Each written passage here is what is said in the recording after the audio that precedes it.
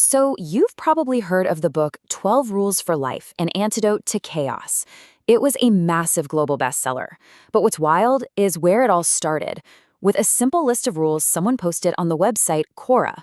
That list just blew up, and the very first rule kicks things off with a lesson from a very unexpected teacher. Say hello to the lobster. Yep, the lobster. According to the book, this ancient crustacean holds a seriously profound lesson for us about how to live. And this isn't some new idea. It's a lesson that's been hammered out by evolution for over 350 million years. I mean, we're talking way, way before the dinosaurs. So, yeah, that's the big question, right? What on earth could we possibly learn from a creature that just scuttles around on the ocean floor? Well, it turns out the answer is a whole lot. And it all comes down to status, posture, and the actual chemistry inside our brains.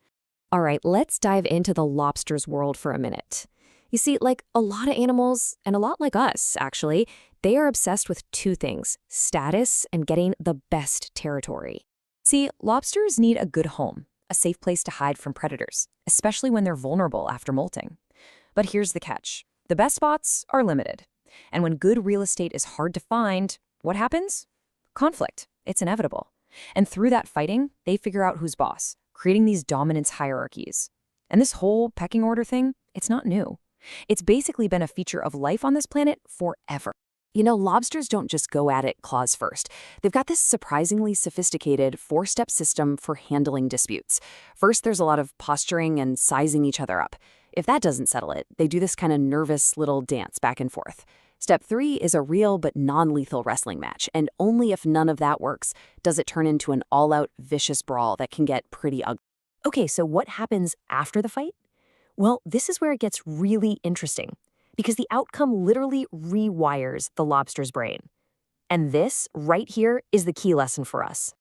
The winner, it's flooded with serotonin. It stands up tall, puffs itself out, and adopts this confident posture. Peterson calls it cocky, strutting. You can just picture it, right? But the loser?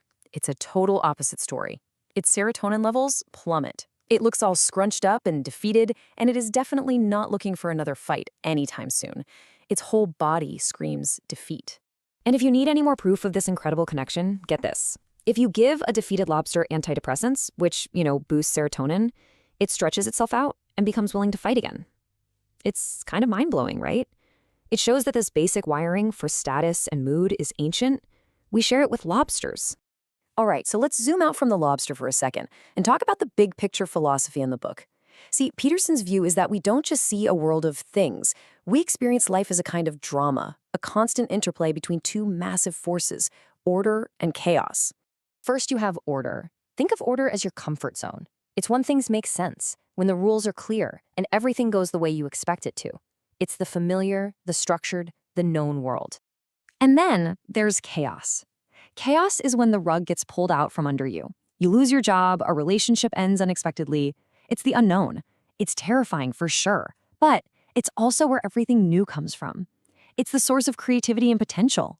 And this is perfectly captured by the classic yin-yang symbol. You see how each side contains a dot of the other?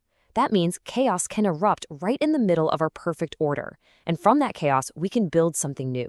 The sweet spot, the book argues, is living right on that line between the two, secure, but also open to growth. So why the antidote? What's the problem we're trying to solve? Well, it's because life is, full of suffering. And a huge part of that suffering comes from the brutal reality of these dominance hierarchies that we all live in, whether we want to or not. This pattern of unequal distribution, it's absolutely everywhere. For the lobster, the winner gets the best shelter. For us, just think about this staggering fact. At one point, just 85 people had the same amount of wealth as the poorest 3.5 billion people on Earth. It's a harsh, reoccurring pattern in nature. There's a name for this. It's called the Matthew Principle. It's basically a rich-get-richer feedback loop, and it's brutal. When you're winning, more opportunities tend to come your way. But when you're losing, it can feel like the world is actively taking things from you. And this doesn't just apply to money. And here's the thing. Just like that lobster, you've got this ancient little counter deep inside your brain. It's constantly tracking where you stand in the social hierarchy based on how people react to you. And if that counter decides you're low on the totem pole, it slams the brakes on your serotonin. that makes you more anxious, less confident, and can trap you in a cycle that keeps you at the bottom. So, if you're stuck in that kind of negative loop, what can you actually do? What's the very first, most practical step you can take? Well, this is where the book brings all that grand philosophy right back down to one simple physical action. And this is the absolute key to the whole thing. Your posture, it's not just a signal of how you feel, it's also an input to your brain. When you slump, when you look at the ground, you're not just telling other people you feel defeated. You're literally telling your own brain, hey, I'm at the bottom of the pile. And it responds by giving you the brain chemistry of defeat. It's a feedback loop. Which brings us finally to rule number 1. Stand up straight with your shoulders back.